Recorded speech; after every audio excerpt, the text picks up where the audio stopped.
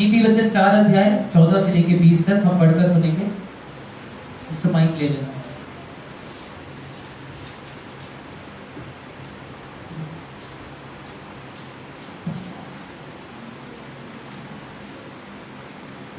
चौदह का 4 पढ़ेंगे। दुष्टों की राह में पांव न रखना और न बुरे लोगों के मार्ग पर चलना। उसे छोड़ दे, उसके पास से भी न चल।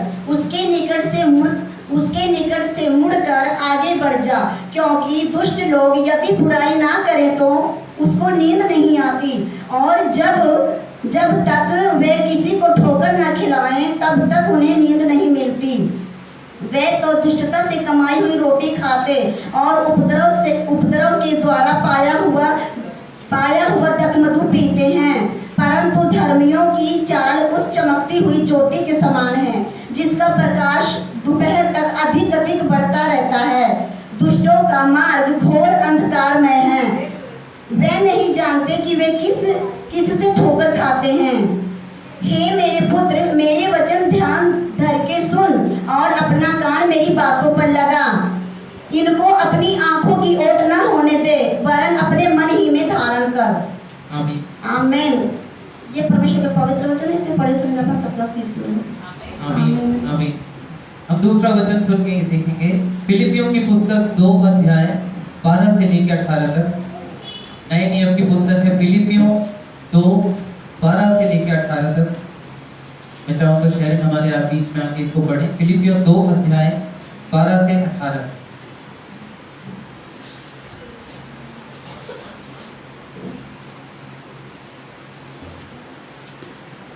फिलिपियों 2 अध्याय 12 से 18। दूसरा पाठ फिलिपियों की पुस्तक उसका 2 अध्याय 12 आयत से 18 आयत तक।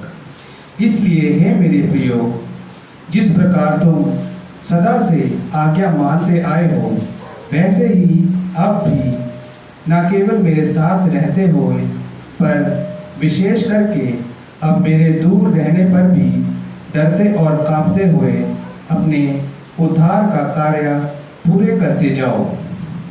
क्योंकि परमेश्वर ही है जिसने अपनी स्वेच्छा निमित्त तुम्हारे मन में इच्छा और काम दोनों बातों के करने का प्रभाव डाला है।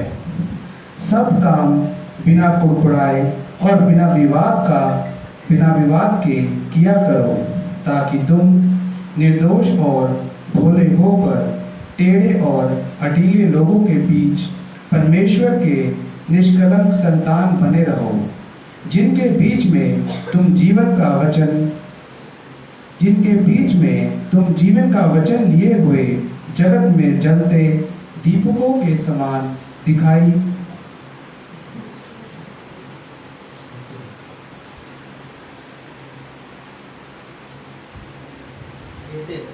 देते हो, कि मसीह के दिन मुझे घमंड करने का कारण हो कि ना मेरा दौड़ना और ना मेरे परिश्रम करना व्यर्थ हुआ। यदि मुझे तुम्हारे विश्वास रूपी बलिदान और सेवा के साथ अपना लहू भी बहाने पड़े, तो भी मैं आनंदित हूँ और तुम सब के साथ आनंद करता हूँ। वैसे ही तुम भी आनंदित हो और मेरे साथ आनंद करो। ये परमेश्वर का पवित्र वचन है। इसके पढ़े और सुने जाने में हम सबको आशीष हो। आमीन। आमीन। अपने स्थानों पर खड़े हो जाएंगे। मत्ती रचित पुस्तक उसका 5 अध्याय 14 से लेके 16 तक।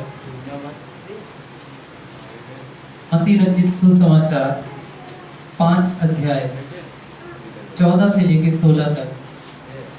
हम इस वचन को पढ़कर सुनेंगे। हमारे बीच में से शोभा आ जाएंगे। जब इस वचन को पढ़ा जाता है तो इसको पीछे पीछे बोला जाए। मत्ती रचित सुसमाचार 5 अध्याय 14 से लेकर 16 तक।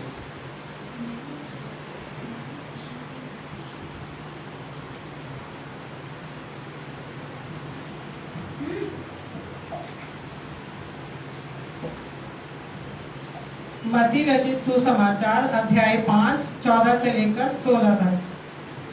तुम जगत की ज्योति हो, तुम जगत की ज्योति हो। जो नगर पहाड़ पर बसा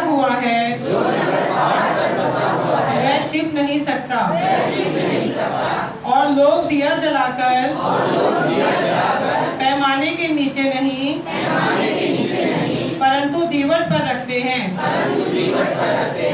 तब उससे घर के सब लोगों को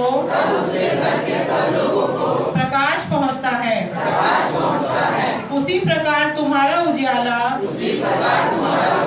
मनुष्यों के सामने चमके कि वे तुम्हारे भले कामों को देखकर तुम्हारे पिता की जो स्वर्ग में है पढ़ाई करें। ये परमेश्वर का पवित्र वचन है। इसके पढ़े और सुने जाने पर हम सबको आशीष दें। हम सब अपने स्थानों पर खड़े होते हुए अपने देश के लिए हम प्रार्थना करेंगे। हम जानते हैं कि हमारे देश में इस समय सबसे ज्यादा महंगाई हो रखी है। हर चीज हमारे लिए महंगी होती जा रही है और ये हमारे लिए बहुत मुश्किल का समय हो जाता है जब हम अपनी रोजी रोटी में से कुछ बचाने की कोशिश करते हैं और उसके बचाने की जगह हमारा सारा कुछ खर्च होता जाता है। हम अपने लिए, अपने देश के लिए, अपने पड़ोसियों के लिए, अपने मोहल्ले के लिए हम प्रार्थना करें। साथ ही साथ हम प्रार्थना करेंगे हमारे पास्टर जी के लिए जो कि यहाँ पर नहीं है, अभी गोवा गए हुए हैं मीटिंग के लिए। प्रार्थना करें प्रभु उनकी